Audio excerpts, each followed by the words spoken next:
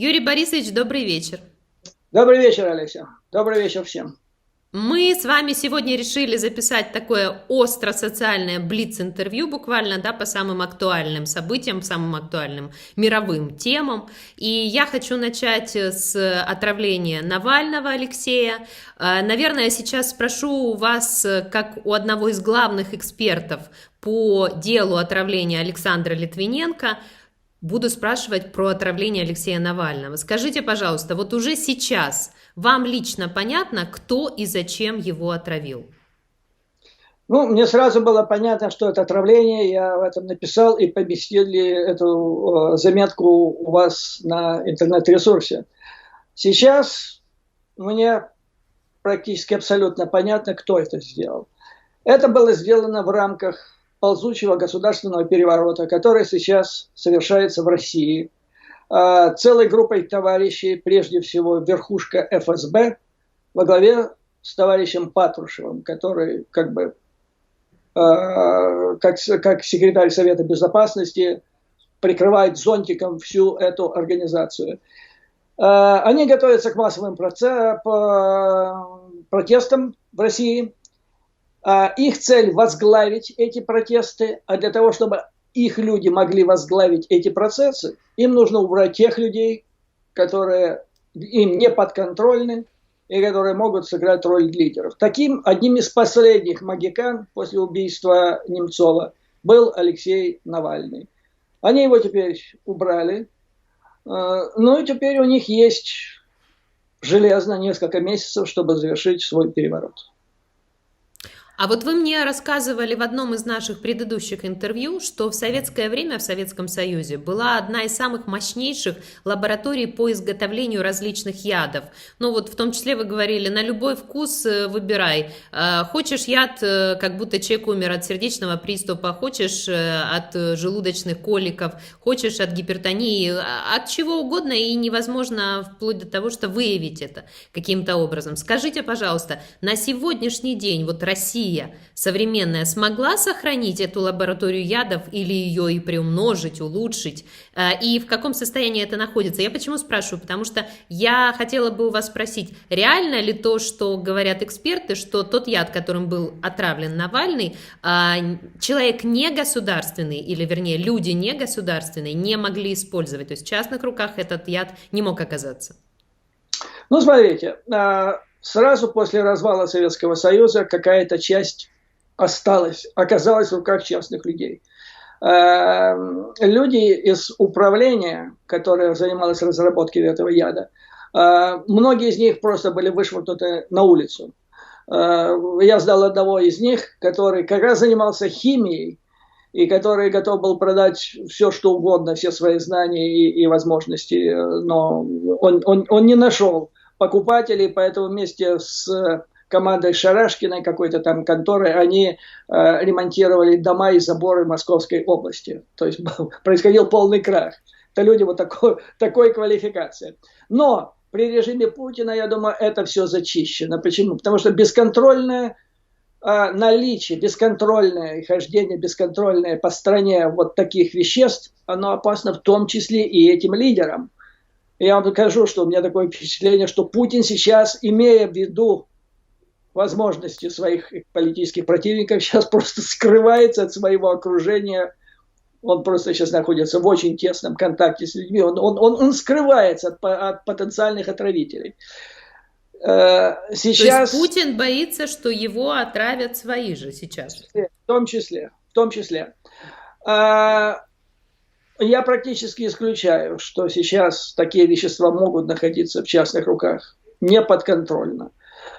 И опять-таки, вот как я вам сказал, с моей точки зрения, однозначно, это отравление находится в русле ползучего государственного переворота по смещению Путина и переходу ФСБ от опосредственной власти в Украине, в России, опосредственной через Путина, к непосредственной власти через своего представителя.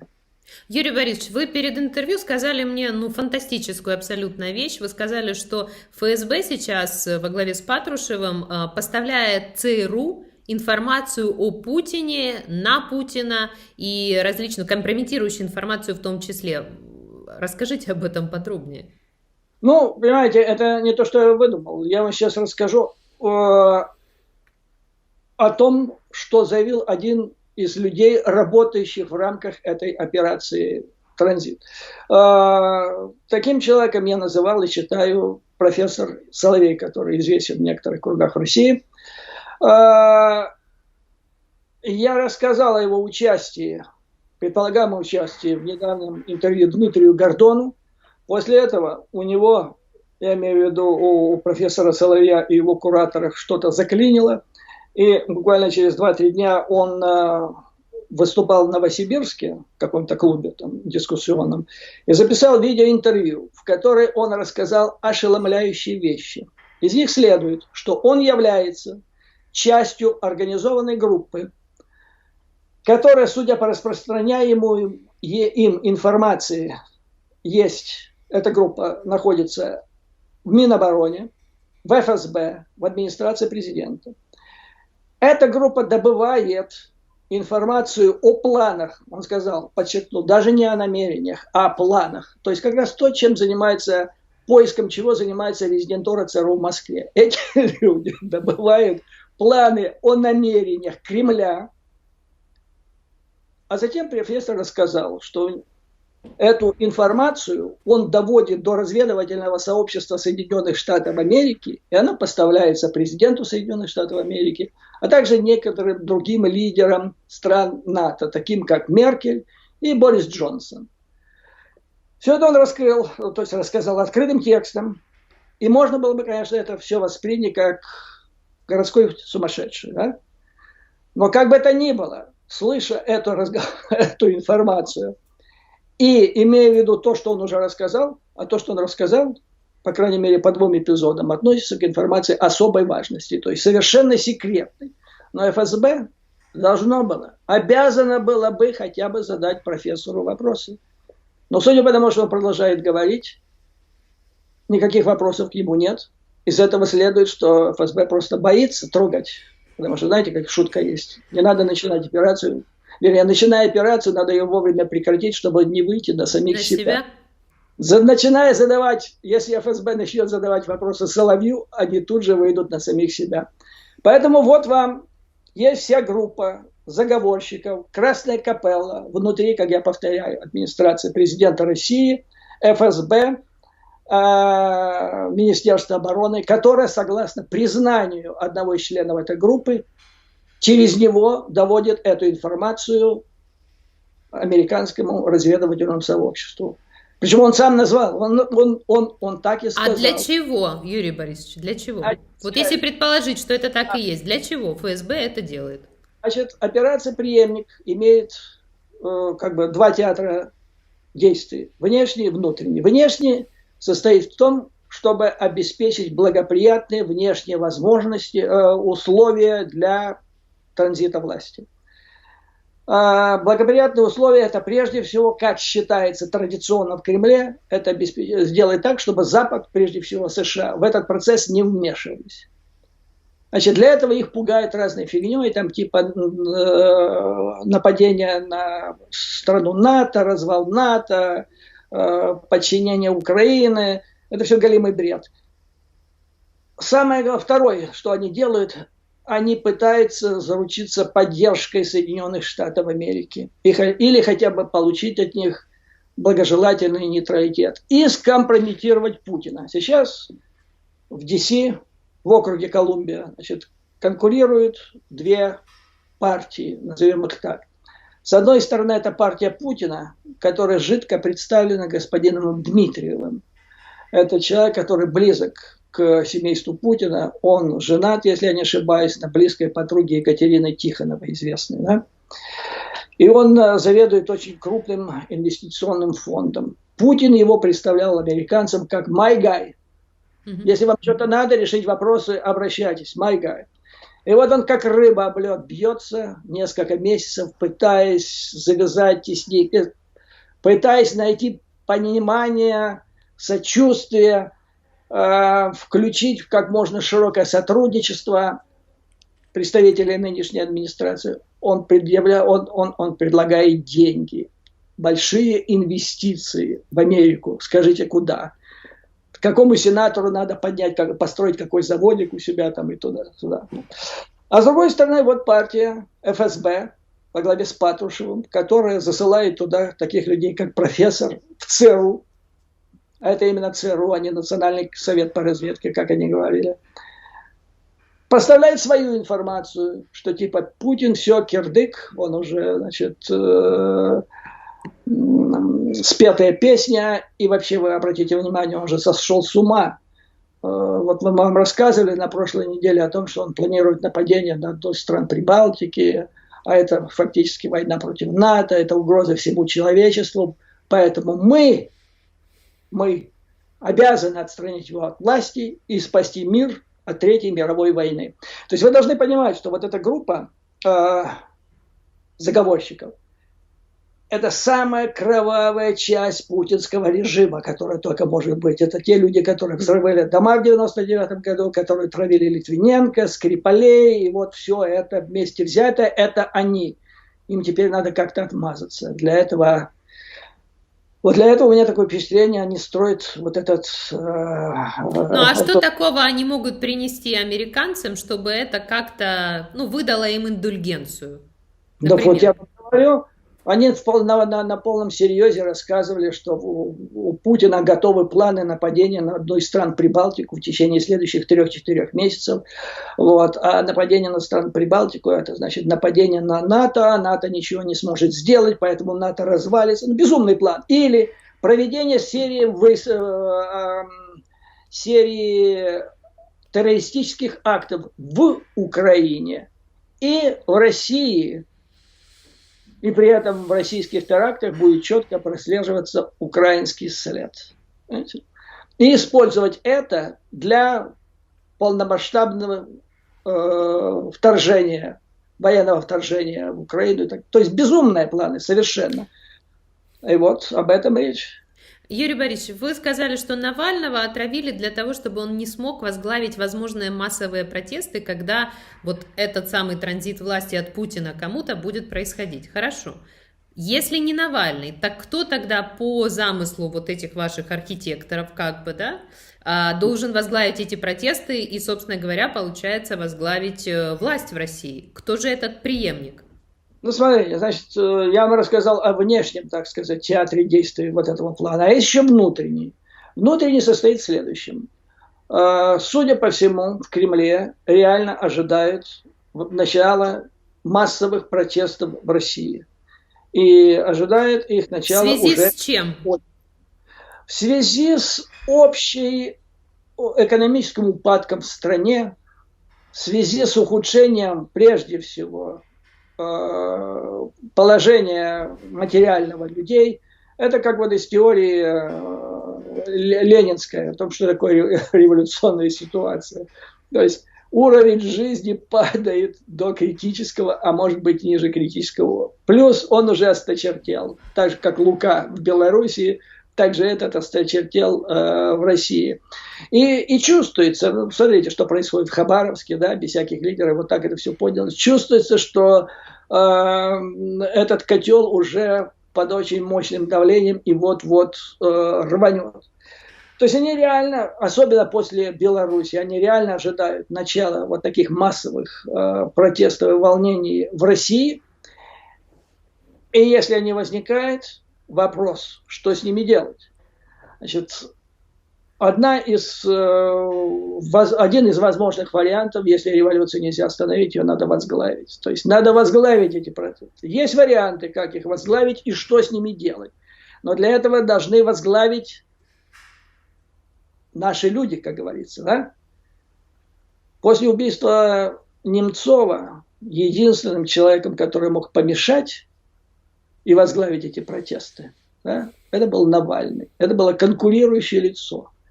Его нужно было срочно убирать накануне предполагаемого возникновения этих протестов. Убрав Навального, открывается возможность для агента-провокатора ПОП-ГАПОН-2. Вспоминаете, да? 9 января 1905 года поп Гапон возглавляет толпу, которая вот чем это все закончилось. Или Емно Азов-2. Человек поднимает толпу, куда-то ее там заводит. А после этого начинается серия страшных террористических актов, кровавая баня и потом зима политическая, любая зима на несколько десятилетий. Таким образом, вернее, убрав Навального в качестве активного лидера потенциального, расчищена дорога для агента-провокатора, который будет, значит, выполнять задания этой группы заговорщиков. Я думаю, что кандидат на агента-провокатора Попа Гапона-2 у них готов. Это будет тот же самый профессор Соловей.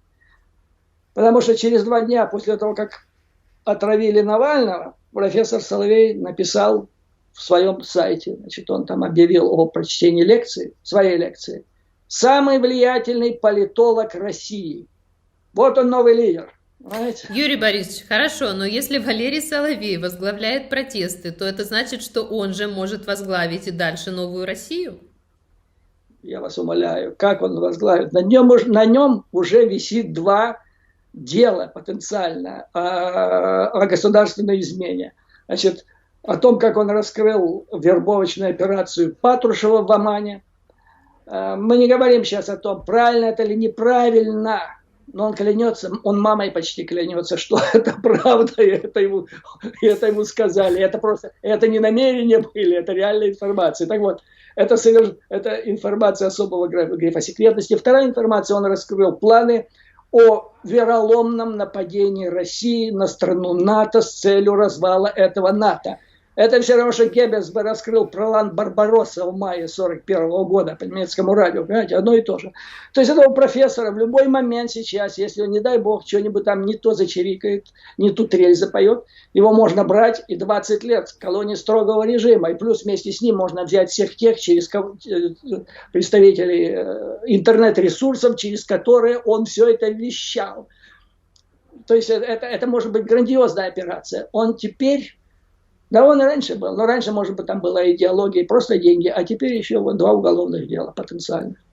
Юрий Борисович, если не он, так кому же власть хотят отдать? Вот Патрушев и его команда. С Патрушевым, я думал, что Патрушев, ну где-то, наверное, у него в глубине души есть это безумное желание. Но говорят, что у господина Патрушева есть те же личные обстоятельства непреодолимой силы, что и у Путина.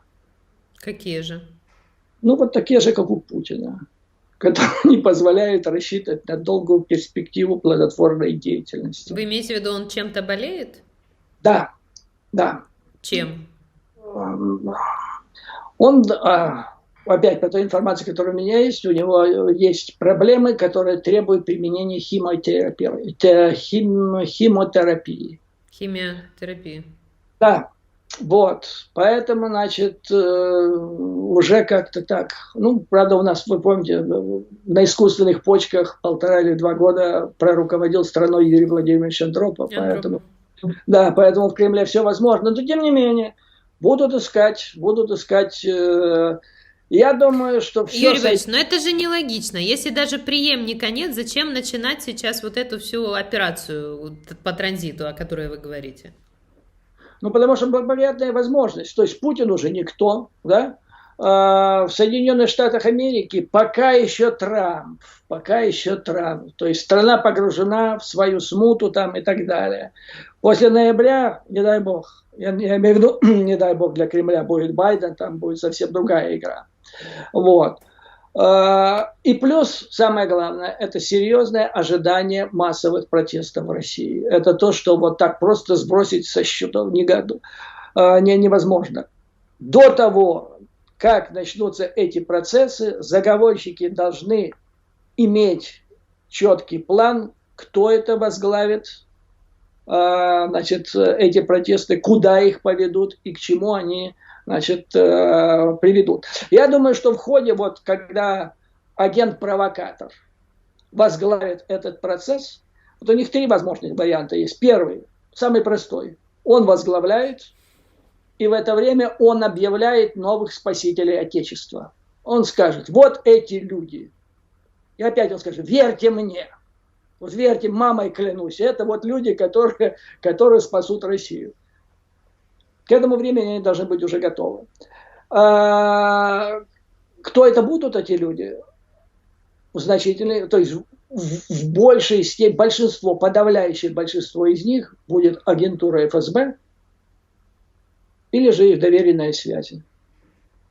То есть это будет группа людей. Вы не рассматриваете вариант, если реально в России начнутся сейчас волнения, потому что действительно там ситуация перезрела уже, так кажется, что придет в результате все-таки тот политик либерального склада, прозападный, который вот все это разрушит сейчас, путинскую эту вертикаль, ФСБшную историю, и Россия реально сможет двигаться в нормальном западном направлении и при этом нормально жить с соседями. Например, Украине вернуть украденное, Крым, из Донбасса уйти. Вот, это о чем я и говорю. То есть они вытоптали, они расчистили место, они начали это делать, расчищать и вытаптывать поляну еще задолго до сегодняшнего дня. Немцова нет. Навального фактически тоже устранили с политической арены. Назовите мне этих людей. Где они? То есть это не просто должен быть фейсбучных лидеров, либералов и просто умных людей очень много в России. Но проблема в том, что это должен быть еще харизматичный или человек, который обладает какой-то харизмой. А таких людей я не вижу. Но вот единственное, понимаете, Путин в последние президентские выборы в России выиграл в титанической борьбе с самым серьезным, пожалуй, своим политическим соперником последнего десятилетия, представителем Дома-2 Ксюшей Собчак. Ну вот, разве так? Я не вижу их. То есть умные люди есть, да, молодые есть, все отлично, все замечательно. А с Путиным что будет? Я думаю, что дадут ему спокойно, скажем так, я помню эту телеграмму еще, у нас она даже в бюллетене в первом главном управлении циркулировала, из резидентуры в Тегеране по поводу Шаха. Путин будет сидеть у себя в бункере и оттягивать свой конец.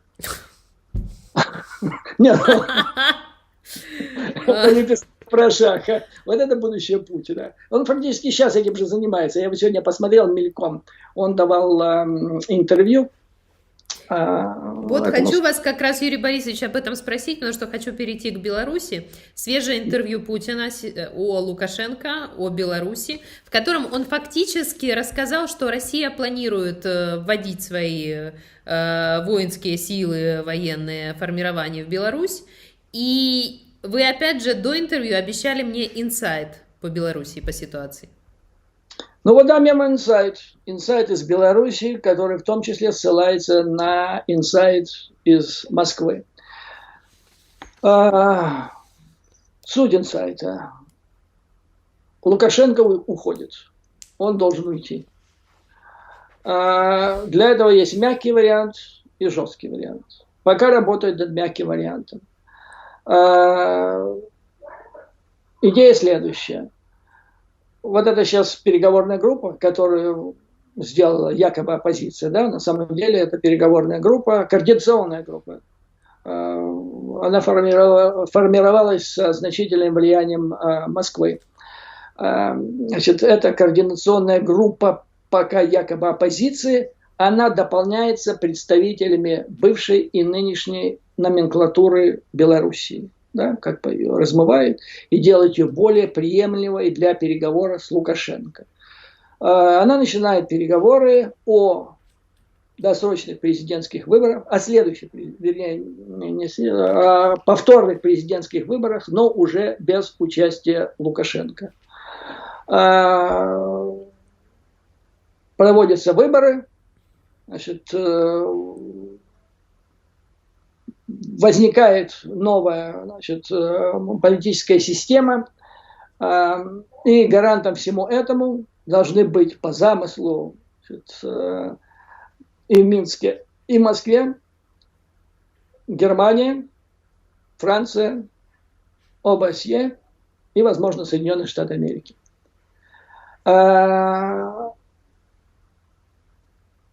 Белоруссия по результатам вот этой операции должна стать похожей на Армению. То есть это не часть России, да, как до этого там кричали те же представители Кремля, что мы можем использовать ситуацию в Беларуси для того, чтобы слиться с ней, продлить срок полномочий Путина, там новое государство и так далее. Сейчас рассматривается армянский вариант, при помощи которой Беларусь остается независимым государством, но ее вооруженные силы и спецслужбы в значительной степени переходят под контроль России. Это мягкий вариант. Жесткий вариант заключается в том, что если Лукашенко, который психопат, и предугадать на 100% действия которого невозможно никому, включая Кремль, значит, если он где-то как-то на каком-то этапе заортачится, тогда при помощи зеленых человечков, вагнеровцев, да, произойдет дестабилизация ситуации в Беларуси, и тогда уже в силу вступит под прикрытием зеленых человечков российский спецназ, и его просто уберут. Лукашенко чрезвычайно напуган любым дальнейшим развитием событий. С одной стороны, он клянчит, вот сегодня он выклинчил реструктуризацию $1 миллиарда, которую Белоруссия должна выплатить России. Это, так сказать, немедленная задача на повестке его дня была. Но России он боится, он как бы стоит на краю пропасти. И у меня есть вполне достоверная информация, это уже не из Минска и не из Кремля, а о том, что члены семьи Лукашенко недавно связывались, то есть на прошлой неделе, недавно связывались с американцами и подняли вопрос, не могут ли американцы вывести их куда-либо для дальнейшего проживания с гарантией их личной безопасности и каких-то капиталов. Потому что, глядя на Януковича и на остальных членов его команды, которых обобрали в России как липку до нитки. Лукашенко жаловался в интервью Дмитрию Гордону, именно он об этом говорил. Вот, то есть непосильным трудом 26 лет наживал и все, и остался голым и босым. То есть семья Лукашенко связывалась с американцами, чтобы эвакуироваться вместе с Лукашенко или без него? Речь шла о нас. Понимаете, потому что это щекотливый вопрос упоминать имя Лукашенко. Но вопрос стоял в том, чтобы практически всю семью. То есть они не хотят в Россию выехать, если что, они хотят где-то жить в Америке? Вот вопрос, потому что, американцы ответили очень уклончиво, типа, извините, ребята, мы в эти игры играть не будем. Почему? Потому что американцы исторически имеют опыт. Вы помните? Хотя, а может, вы и не помните. В середине 80-х... если я 1905 год помню, наверное, помню, Юрий Борисович. Вы хорошо учились в университете. Okay. В середине 80-х, когда свергли Шаха, а он был еще болен раком, его привезли в Соединенные Штаты Америки, в том числе для лечения, в том числе, чтобы спасти его жизнь. А потом не знали, что с ним делать, потому что там антиамериканское настроение страшное, его на Багамы. В общем, это превратилось в обузу. Фердинанд Маркос, диктатор, свергнутый на Филиппинах, тоже вот сюда, в Соединенные Штаты, и потом что с ним делать. Но Шах и Маркос, там были еще личные, какие-то эмоциональные связи. То есть вы думаете, Юрий Борисович, вы думаете, что, судя по всему, Путин не хочет, чтобы остался Лукашенко и будет всячески сейчас его убирать, да? При том, Путин, что Путину очень плохо, если вследствие протеста уйдет Лукашенко. Ну это же пример какой. Путину уже все равно. Он сидит и оттягивает свой конец. А вот те люди, которые планируют, они же уже считают, что они в Кремле. Понимаете?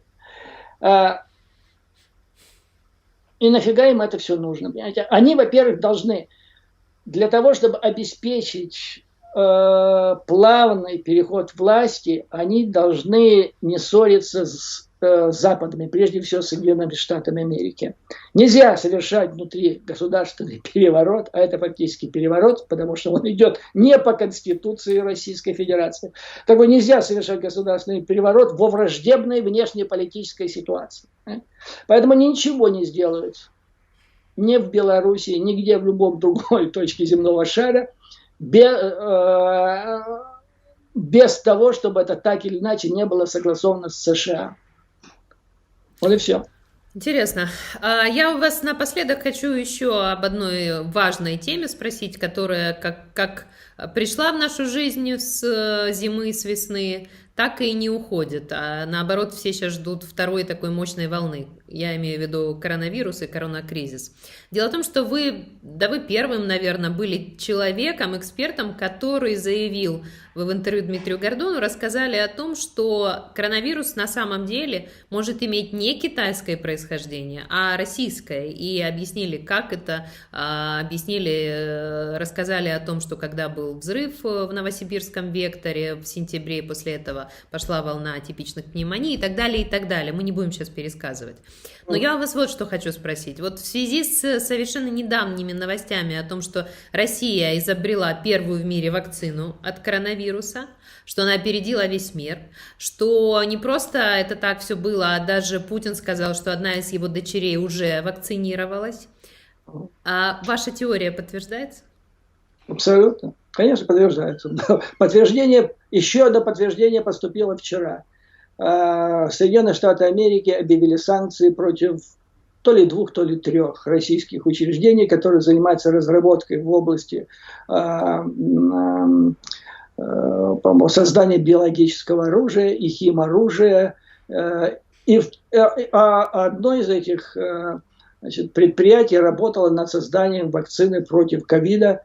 Ну, если ты работаешь против ковида, ты имеешь отношение к самому вирусу. То есть как-то так вот белый арктический пушистый зверек, он все ближе и ближе приближается к Кремлю и со стороны коронавируса. Что-то мне подсказывает, что если в результате следующих президентских выборов в США, то есть в ноябре в этом власти придет Трамп, это очень может изменить акцент и фокус расследования по коронавирусу, который в настоящий момент проводит разведывательное сообщество Соединенных Штатов и других стран мира. Уж, понимаете, слишком хронологически и логически, ну, в общем, прямая цепочка получается у нас от взрыва вектора под Новосибирском с выбросом неизвестных веществ. И буквально затем следуют контакты с Китаем, с Уханью, и после этого появляется уже, коронавирус в Китае.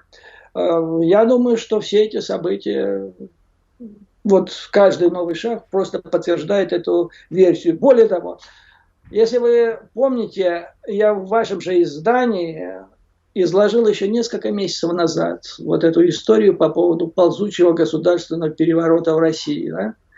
Разбил его по пунктам и показал, как это все, и признаки этого.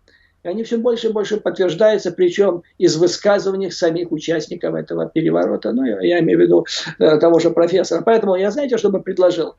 Когда вы вывесите вот это видео, внизу повесить ссылки на те материалы, которые были по этому вопросу опубликованы несколько месяцев назад у вас на ресурсе, и чтобы народ просто мог почитать и посмотреть, как это, о чем говорилось в мае этого года, вернее, нет, в апреле этого года, и что имеется в настоящее время. Мы это сделаем. Юрий Борисович, я хочу финальный вопрос задать, но тогда получается, если реально коронавирус российский, и они давно ведут с ним исследования над ним, а значит и вырабатывают антидот и вакцину, то это при этом означает, что вакцина работающая, и что вакцина реально может спасать людей. Так почему же тогда США отказываются ее закупать? Ну, я понимаю, политика политикой, но в данном случае жизни, миллионы жизней, они же важнее. А говорят о том, что вакцина недоказанная, не работающая и так далее. Не, но одно другому не противоречит. Можно работать над коронавирусом и над вакциной, и коронавирус будет убивать, а вакцина еще не будет лечить. И потом в Америке есть совершенно четкие, закрепленные законом процедуры изготовления и выпуск в производство и в продажу лекарств. Там должны пройти определенные этапы. И потом вы берете любое американское лекарство, и там подробнейше написано, как были проведены эти... То есть всегда можно скачать у производителя подробное описание, как проводилось испытание этого лекарства, сколько людей участвовало, какие побочные симптомы и так далее. Это совершенно подробно.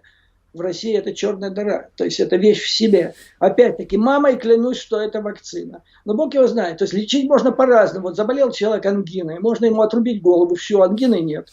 Или там, ну, масса вариантов. Оттягивает свой конец, я поняла. Да, то есть вопрос в том, что в России, понятно, на Западе понятно, что в России наука разрушена за время правления Путина, за эти 20 лет. Поэтому, когда эта страна разрушена, наука в ней разрушена, но верить в то, что она произвела чудо, вакцину, которая не будет иметь последствий каких-то, может, она вылечит COVID-19, но она убьет сердце, или убьет легкие и так далее. Вот, поэтому Европа и Соединенные Штаты Америки, которые душу вкладывают в развитие, и деньги большие в развитие своей медицины, они не могут, просто не могут допустить, что вот эти ребята и сделали что-то лучше нас. Быстрее, может быть, но лучше нет. Поэтому они будут делать так, как это нужно по закону. Еще я, знаете, что хотел сказать? В связи с вопросом, с ситуацией Путина.